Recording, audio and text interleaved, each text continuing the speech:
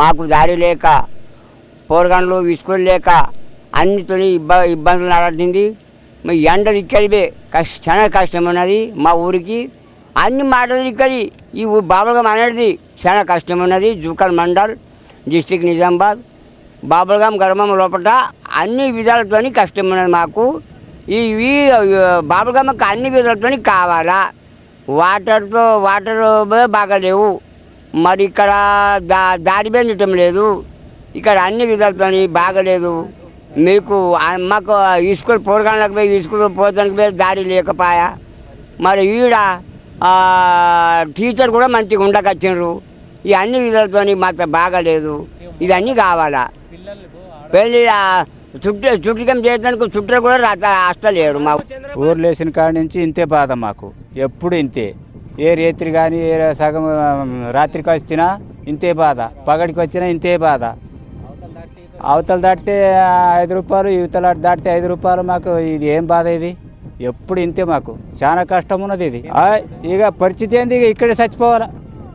అక్కడ ఇక పోవటానికి మీరే చూస్తున్నారు కదా, సగం రాత్రికి ఏం బండి పోతుందా, కారు వస్తుందా, ఏమొస్తుంది ఇడికి. ఇక ఇక్కడ పోవాలంటే ఏళ్ళకి రావు, దగ్గర లేదు దవాఖానా. మరి ఏం చేయాలి? అంత చెప్పినాం, అప్పటి నుంచి చెప్తూనే ఉన్నాం. ఊరు లేచిన కాడి నుంచి చెప్తూనే ఉన్నాము. వాళ్ళు వింటూనే ఉన్నారు, చూస్తూనే ఉన్నారు, ఫోటోలు దించుకొని పోతూనే ఉన్నారు. ఏం తక్కువనదా? చచ్చేవాళ్ళు చేస్తున్నారు, బతికేవాళ్ళు బతుకుతున్నారు. ఇక మనది ఏమి చూస్తున్నారు ఎవరు? మా పరిస్థితి ఉంటుంది. గిట్టెలు వెళ్తారు, ఇక టైం వస్తే వెళ్తారు, టైం లేకపోతే ఇక్కడే ఉంటారు. ఏం చెప్పలే సార్, మా ఊరికి దారి ఇట్లా ఉన్నది.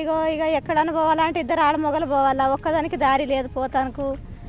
ఇక ఇక ఏమరు కట్టుకొని ఇక జీపు కట్టుకొని పోతే 2 ఏళ్ళు జీపు తీసుకుంటారు. ఏమరు నొప్పి రోగం ఏమరు వస్తే ఇక దారి ఆడున్నది మా ఊరికి, దారి లేదు.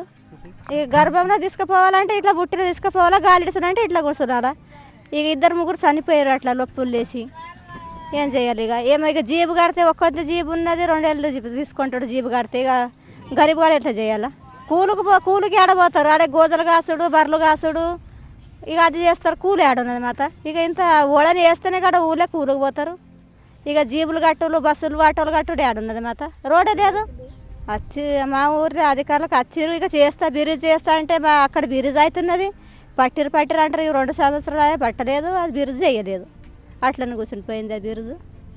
ఇక ఏమున్నది మా ఊళ్ళో? ఏం లేదు, రోడ్ లేదు, ఏం లేదు. ఏం కావాలో సార్, అక్కడ బిర్రీజ్ చేయటరు కదా, ఇక అదే బిర్రీజ్ చేస్తారంట. ఇక అదే బిర్రీజ్ ఆయనంటే ఇక కూలికి పోతారు. ఇప్పుడు మేము ఒక్కళ్ళు ఆడేళ్ళు పోవచ్చు, రావచ్చు.